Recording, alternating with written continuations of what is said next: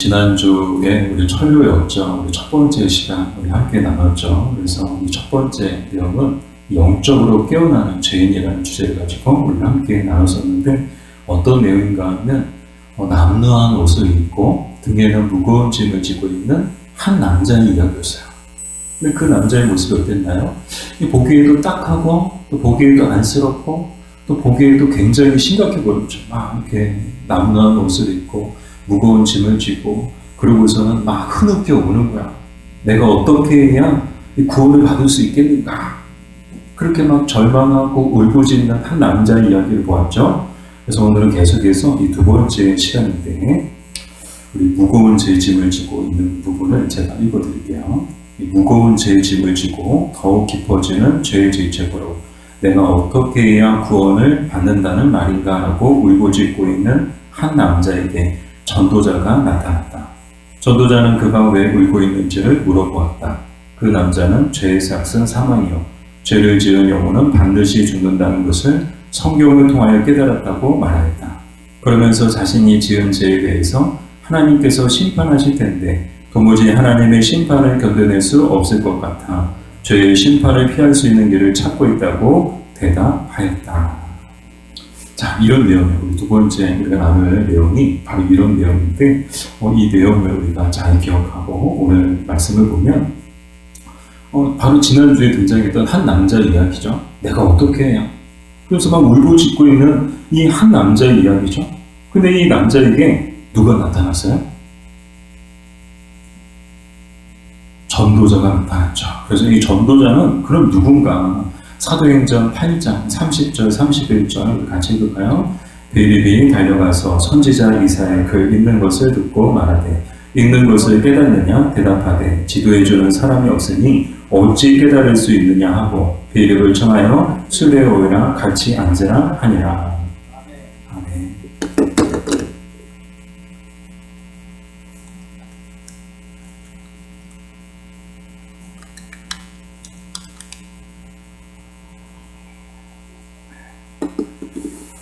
네, 우리 빌립의 이야기가 나오죠. 이 빌립과 에티오피아 간다게의 여왕의 내시의 이야기인데 왜 이 본문을 보고 있는가 하면 오늘 전도자와 이 한 남자의 그 만나는 장면의 모습이 꼭 이 빌립과 이 내시의 만남과 너무나도 유사하다는 것을 우리는 알 수 있게 되는데요.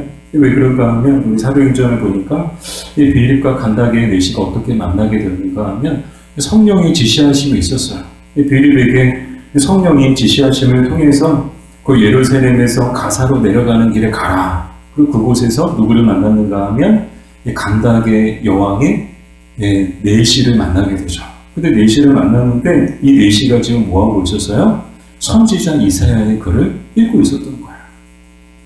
그래서 이 만남을 보면서 이 전도자는 누군가? 이 남자에게 찾아온 이 전도자는 누군가? 한마디로 그의 이름에서 알 수 있는 것처럼 복음 사역자를 뜻해요. 즉 복음에 대해서, 진리에 대해서, 하나님 나라에 대해서, 또 예수 그리스도에 대해서 정말 정확하게 또 설명해주고 가르쳐줄 수 있는 그런 사람들이 바로 이 복음 사역자죠.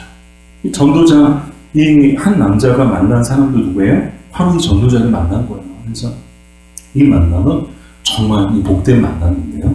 왜 그런가 하면 이 남자를 통해서 이 전도자를 통해서 이 남자는요, 정말 자기가 어떻게 구원을 받을 수 있는가? 그 방향을 찾게 되는 거예요. 전도자가 한 일이 뭐예요? 방향을 지시해 주거든요. 내가 어떻게 해야 구원을 받을 수 있는가라고 막 울부짖고 고민하고 막 갈등하고 좌절하고 막 그런 이 남자에게 전도자가 한 일이 뭐예요? 가르쳐 준 거야. 무엇을요? 어떻게 하면 구원을 받을 수 있는지를 가르쳐 준 거야. 이 방향을 제시해 준 거죠. 그래서 이 만남은 정말 하나님의 이 섭리 가운데 있는 이 복된 만남이었음을 우리는 알 수 있게 되죠. 사랑하는 우리 인생에도 우리는 참 많은 만남들을 갖게 되죠. 뭐 흔히 옷깃만 스쳐도 뭐라고 해요? 인연이라고. 옷깃만 스쳐도 인연이래요. 오늘 여러분 얼마나 옷깃을 스치고 사셨나요? 다 인연인 거야. 우리가 생각해 볼 때는 사람과 사람들의 만남이 우연처럼 보여요. 길에서 우연히 누구를 만나서. 그러나 우리 믿는 사람들에게, 하나님의 사람들에게는 우연한 만남은 없어요. 모든 만남이 다 하나님의 섭리 가운데 예정되어 이 만남인 거예요. 그러니까 우연히 만난 게 아니고 정말 하나님이 만나게 해주셔서 만난 거예요. 그걸 생각하면 얼마나 우리의 만남이 소중한 만남인가. 사랑 여러분, 우리가 살면서 만나는 그 모든 만남들을 결코 가볍게 여기서는 안 됩니다. 소중하게 여겨야 되는 거예요. 왜요? 하나님이 만나게 해주신 거거든요. 배우자와의 만남도, 자녀와의 만남도, 부모와의 만남도 다 하나님의 섭리 가운데 하나님이 만나게 해주신 거예요. 사실 우리는 자녀들 입장에서는 부모를 선택할 수가 없어요. 그러나 이제 살면서는 배우자를 선택할 수 있고, 근데 자녀도 선택할 수가 없어요. 이 하나님이 왜 부모와 자녀를 선택하지 못하게 하셨는가? 그 이유가 궁금해요. 배우자는 선택할 수 있는데 부모와 자녀는 선택할 수가 없어요. 그냥 낳으면 하나님이 나에게 주신 부모로 또 나에게 주신 자녀로 그냥 무조건 받아들이라고. 그러다가 아마 하나님이 선택할 수 없게 해주신 것 같아요. 근데 중요한 건 뭔가 하면 우리의 모든 만남, 우리가 살면서 그 만나는 모든 만남들이 다 하나님의 섭리 가운데 있는 만남이다라는 것이죠. 그래서 우리는 늘 어떤 만남이든 옷깃만 스쳐도 정말 우리가 만나는 모든 사람들에 대해서 우리는 소중하게 여겨야 하는 줄 믿습니다. 두 번째로, 이 전도자의 질문들은 전도자가 무엇을 하는 자임을 알려주나요? 사도행전 8장 27절 28절 우리 같이 읽어보겠습니다. 일어나 가서 보니 에디오피아 사람 곧 에디오피아 여왕 간다게의 모든 국고를 맡은 관리인 네시가 예배하러 예루살렘에 왔다가 돌아가는데 수레를 타고 선지자 이사야의 글을 읽더라. 아멘. 자, 좀 더 이제 앞에 빌립과 네시 이야기가 자세하게 나오죠. 빌립이 뭐 했어요? 가서 본 거예요. 가서 보니 이 네시가 예루살렘에 뭐 하러 왔어요? 뭐 하러 왔대요? 예배하러 왔대요. 아니, 에디오피아는 이스라엘이 아니에요. 이방인이에요. 이 네시는 유대인이 아니에요. 근데 이 네시가 예루살렘에 뭐 하러 온 거예요? 관광 왔어요? 이렇게 여행하러 왔어요? 뭐 비즈니스 때문에 왔어요? 아니요. 뭐 하러 왔대요? 워십하러 왔대요. 예배하러 왔대요. 이것도 놀라운데 수레를 타고 돌아가는데 지금 누구의 글을 읽고 있었더라? 선지자 이사야의 글을 읽고 있었더라. 근데 이것을 발견한 게 누구예요? 바로 이 빌립이 가서 보니까 이 간다게 네시가 뭐 하고 있는 거예요? 예루살렘에 예배하러 왔다가 돌아가는데 수레에서 또 뭐 하고 있는 걸 본 거예요? 선지자 이사야의 글을 읽고 있는 거를 본 거예요. 자, 여기서 우리 중요한 사실을 발견하게 되죠. 이 빌립은 이 네시를 유심히 살펴봤다는 거예요.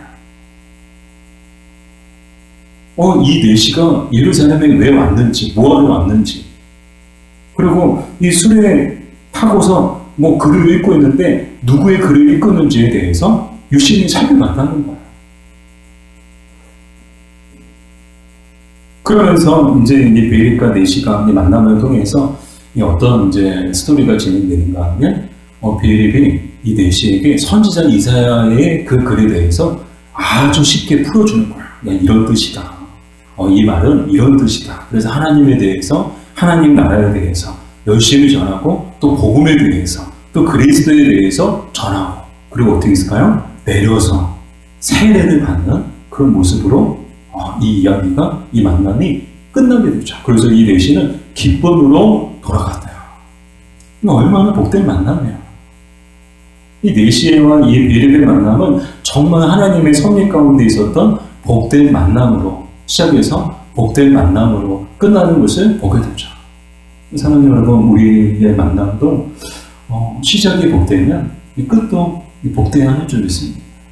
모든 만남이 시작도 좋았지만 끝도 좋았으면 좋겠어요. 시작은 좋았는데 끝은 막 안 좋아.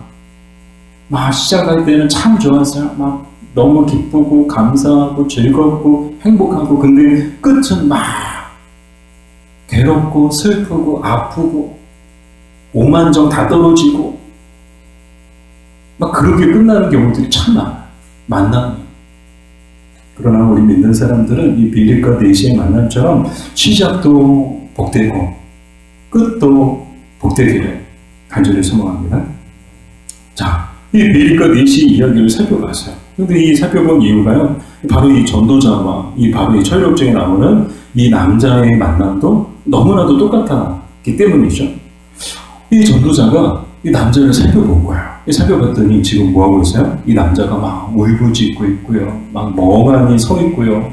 또 막 두려워하고요. 그런 것들이 막 느껴지는 거예요. 그런 것들이 보이는 거예요. 아, 이 사람 제정신이 아니다. 이게 뭔가 좀 이상하다. 그러고서는 이 남자에게 물어보죠. 왜 울고 있냐? 왜 두려워하냐? 왜 멍하니 서 있냐? 근데 이렇게 물어본 거는 몰라서 물어본 게 아니에요. 이 전도자가 이 남자의 행동이 궁금해서 단지 그냥 호기심 때문에 물어본 게 아니에요. 이 남자가 뭐 때문에 두려워하고 또 뭐 때문에 멍하니 서 있고 그것을 누구보다도 이 전도자도 잘 알고 있었어요. 그럼에도 불구하고 왜 두려워하느냐? 왜 울고 있느냐? 이렇게 물어본 이유는요. 바로 이 남자로 하여금 영적 각성을 이끌어내기 위해서 이렇게 물어본 거예요. 이제 정리해서 말씀을 드리면 이 전도자가 하는 일이 뭐냐? 이 전도자는 무엇을 하는 자인가? 바로 영혼을 살피고 돌보는 자라는 거예요. 전도자가 해야 될 일이 뭐예요? 그냥 복음을 전하면 돼요?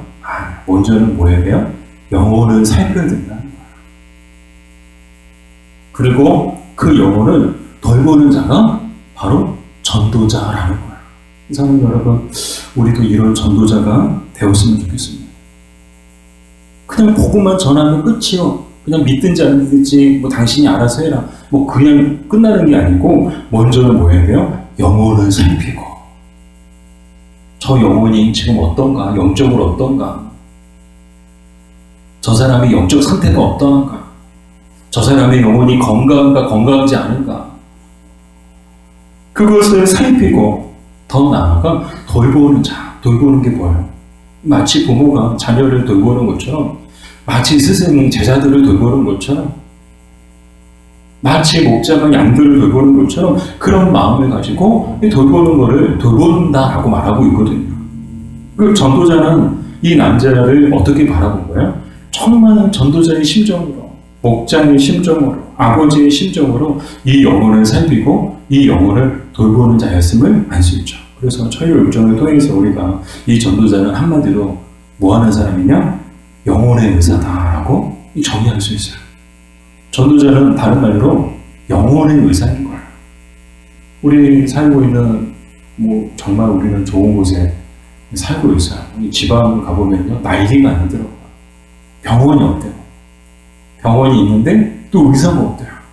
그래가지고 막 1시간씩 2시간씩 차 타고 막 급한 일 생기고 막 급한 환자 생기면 막 오는 길에 막 가는 길에 막 운명을 달리하는 경우들도 있고요.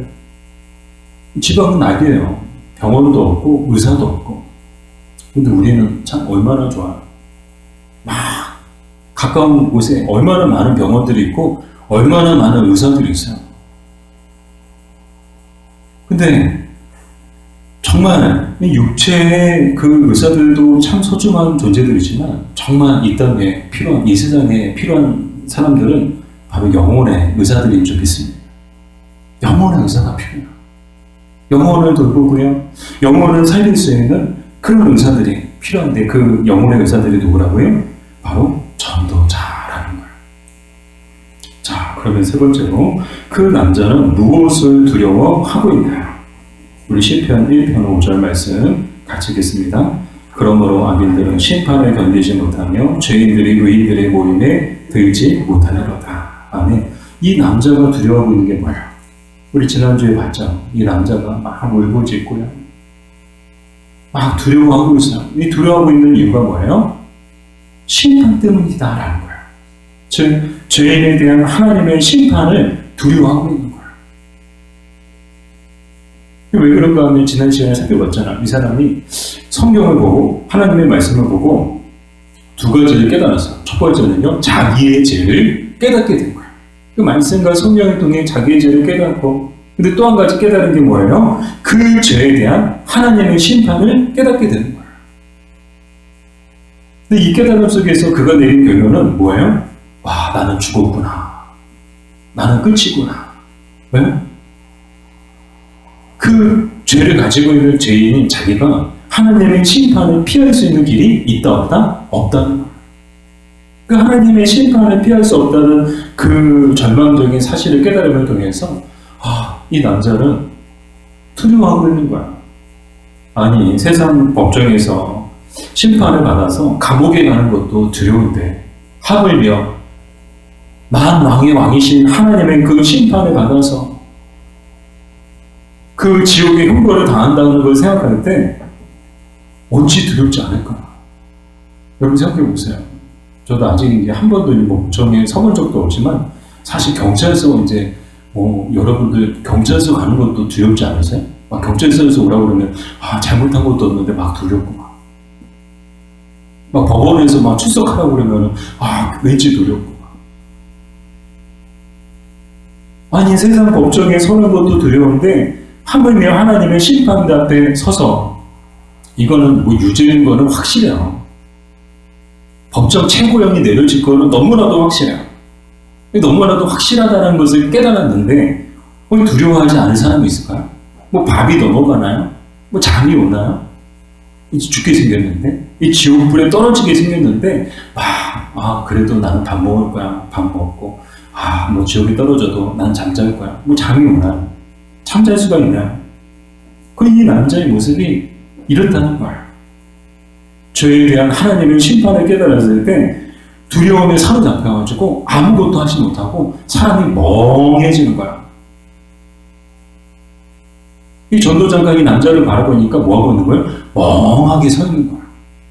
근데 그 표정 속에는, 그 영혼 속에는 온갖 두려움이 가득한 거야. 자, 이 영혼의 열사 전도자는 어떻게 처방을 내리는가?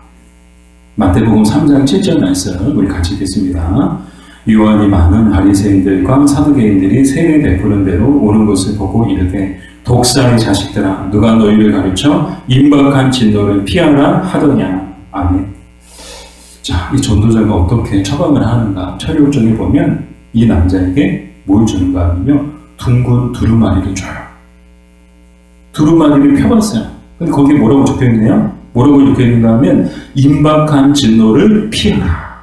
우리가 읽었던 마태복음 3장 7절의 말씀이 기록되어져 있는 거예요.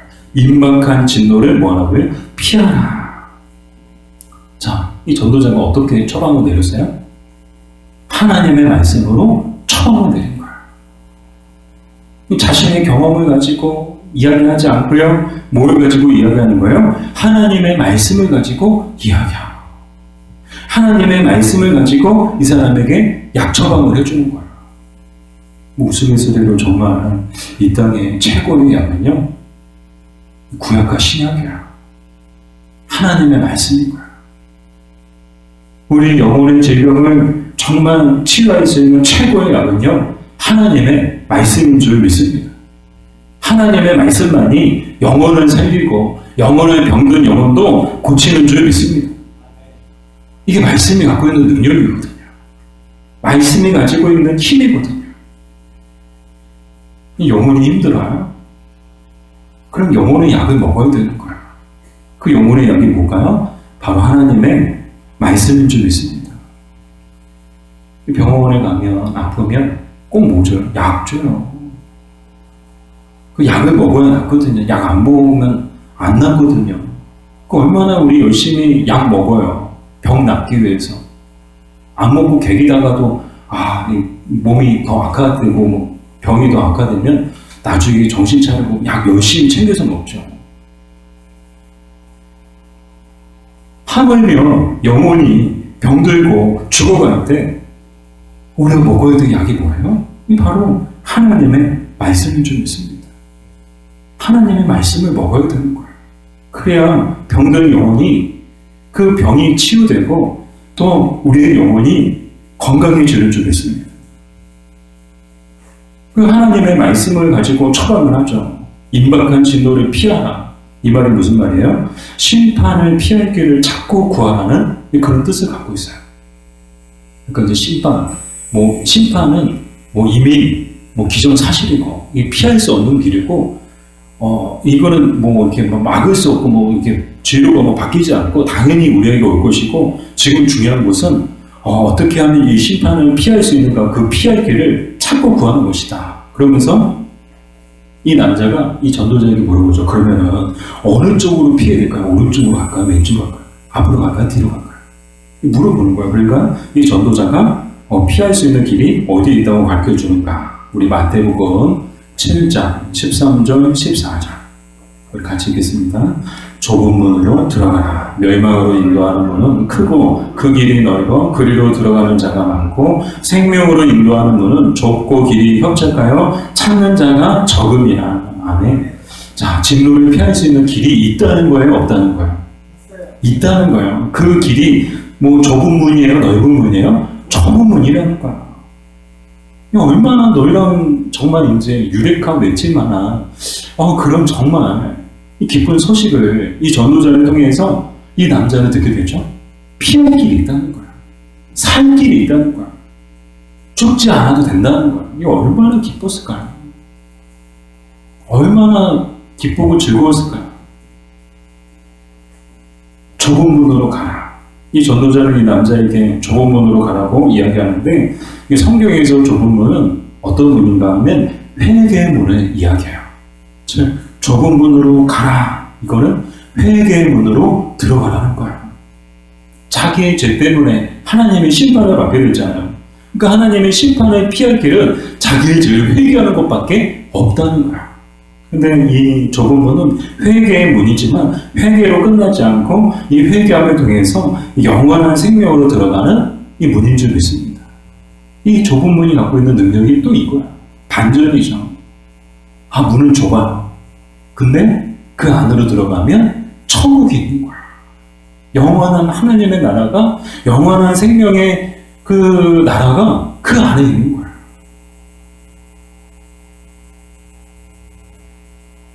제가 예전에도 이제 말씀을 드렸는데, 천국과 지옥의 차이는 뭘까요? 이 천국과 지옥 둘 다 죄인들이 들어가는 곳이야. 그죠? 천국도 죄인들이 가는 곳이고, 지옥도 죄인들이 가는 곳이야. 그러나 천국과 지옥의 차이는 뭘까요? 천국은 어떤 죄인들이 가는 곳일까요? 천국은 천국과 지옥 둘 다 죄인들이 가는 곳인데, 천국과 지옥의 차이가 있는데, 천국은 어떤 죄인들이 가는 곳일까요? 회개한 죄인들이 가는 곳이 천국이에요. 지옥은 어떤 죄인들이 가는 곳일까요? 회개하지 않은 죄인들이 가는 곳이 지옥인 거예요. 그러니까 회개와 회개하지 않음의 차이는 어떤 차이인 거예요? 천국과 지옥 차이인 거예요. 사랑하는 여러분, 정말 회개는 중요해요. 세례 요한이 첫 번째로 외쳤던 게 뭐예요? 회개하라. 천국이 가까이 왔느니라. 세례 요한이 자신의 사역을 시작하면서 첫 번째로 했던 메시지가 뭐예요? 회개하라. 근데 더 놀라운 것은 예수님도 공생의 사역을 시작하시면서 첫 메시지가 뭔지 아세요? 회개하라. 천국이 가까이 왔느니라. 똑같은 메시지를 전하셨어요. 그만큼 회개는 중요하다는 거야. 왜요? 천국과 지옥은 회개하느냐, 회개하지 않느냐의 차이이기 때문이다라는 것이죠. 그래서 이 전도자가 이 남자에게도 어떤 처방을 내리냐, 좁은 문으로 가라고 이야기를 해요. 저기 좁은 문이 있으니까 저기 좁은 문으로 가면 넌 죽지 않고 심판을 피할 수 있을 것이다. 그렇게 이야기를 하게 되죠. 지금 뭘 말하는 거예요? 회개하고 자기의 죄를, 지난날 자기의 죄를 회개하고 하나님께로 돌아오라는 그런 메시지를 주고 있는 것이죠. 사랑하는 여러분, 신앙이란 이런 것입니다. 이런 것이다라는 것은 뭘 말하는가 하면 늘 죄에 대하여는 등을 돌리고 하나님께 대하여는 얼굴과 마음과 삶의 방향을 향하는 것. 그러니까 하나님만 바라보는 것, 주님만 바라보는 것, 죄에 대해서는 등을 돌린 채, 등 돌리고 하나님만 바라보고 우리의 모든 시선과 우리의 모든 마음과 우리의 모든 삶의 방향을 누구에게 맞추는 거예요? 하나님께 맞추는 거. 그게 신앙인 거예요. 그게 좁은 문인 거예요. 그게 회개의 문으로 들어가는 거예요.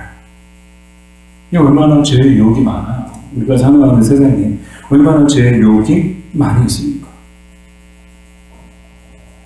우리가 이 땅에서 늘 살면서 해야 되는 일이 뭐예요? 좁은 문으로 들어가기를 힘써야 하는 쪽이 있습니다.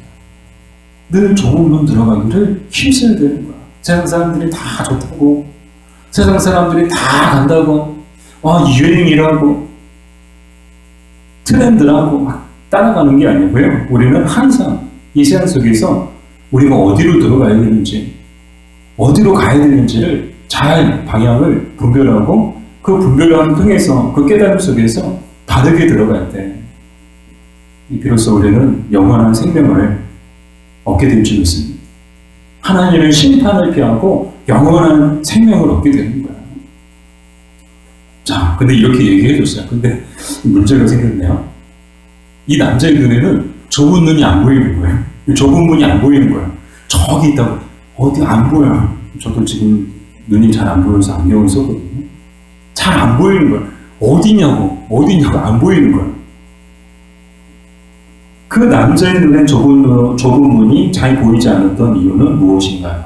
우리 욥기 9장 11절 우리 같이 읽겠습니다. 그가 내 앞으로 지나시나 내가 보지 못하며 그가 내 앞에서 움직이시나 내가 깨닫지 못하느니라. 아멘. 자, 이 전도자가 이제 저기 좁은 문으로 가라고 얘기해 줬는데 좁은 문이 보이지 않는 거예요. 이 보이지 않는 이유는 왜 보이지 않았느냐? 영적으로 눈이 완전히 뜨여지지 않고 그냥 조금만 뜨여졌기 때문에 잘 보이지 않았던 거야.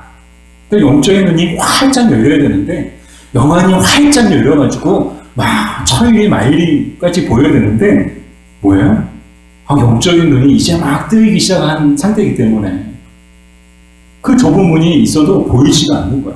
이 사람의 눈에는 보이지 않는 거예요. 전도자의 눈에는 너무나도 분명하게 보이지만 이 남자의 눈에는 보이지 않는 거예요. 여러분들도 아침에 일어나면 눈이 잘 안 보이시고 막 그러시지 않으세요? 저는 아침에 새벽에 일어나면요 잘 안 보이더라고요. 시력이 이렇게 딱 선명해지고 이렇게 좀 눈이 좀 맑아지는 데까지 물론 시간이 좀 걸리더라고요. 이 남자는 뭐예요? 이제 막 영적으로 깨어나기 시작했어요.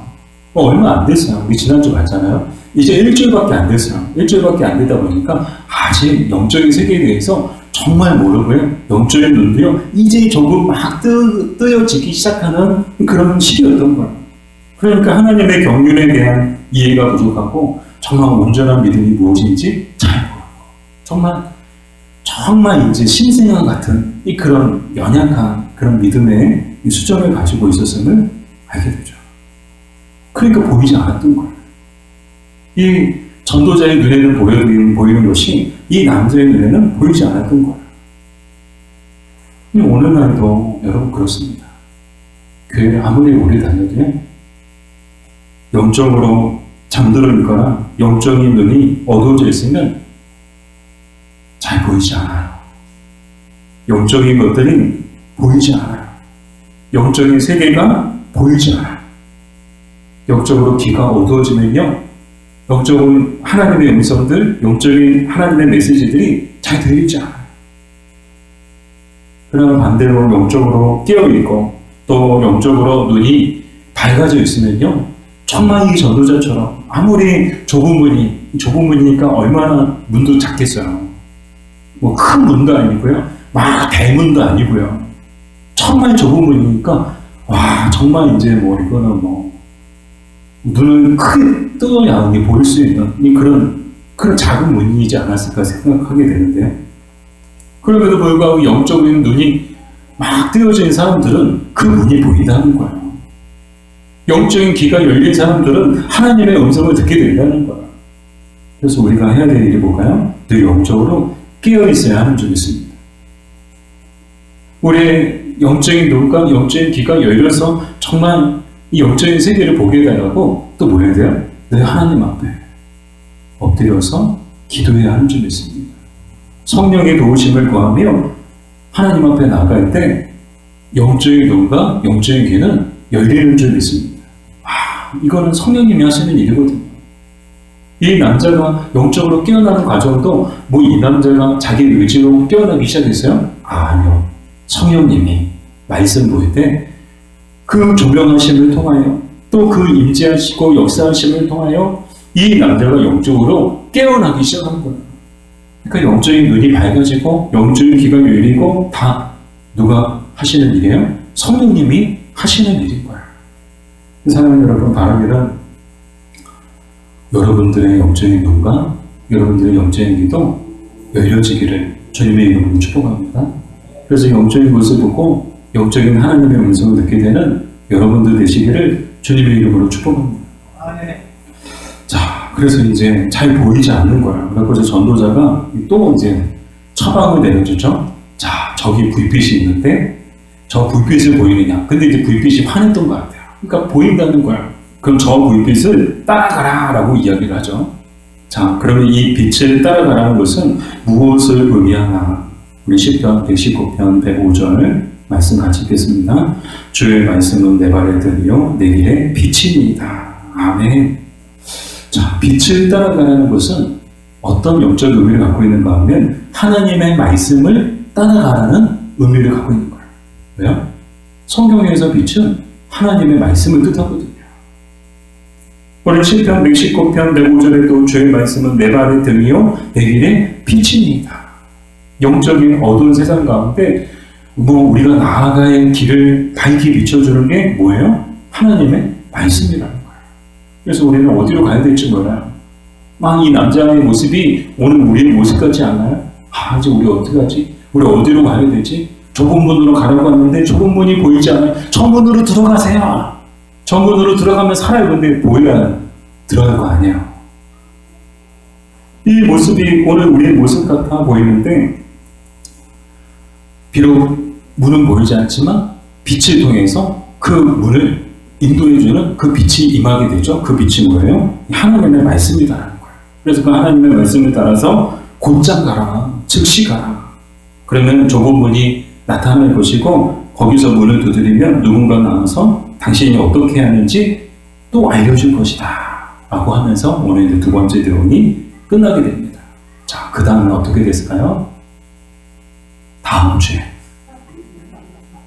다음 주에 이어서 우리 또 살펴보도록 하겠습니다.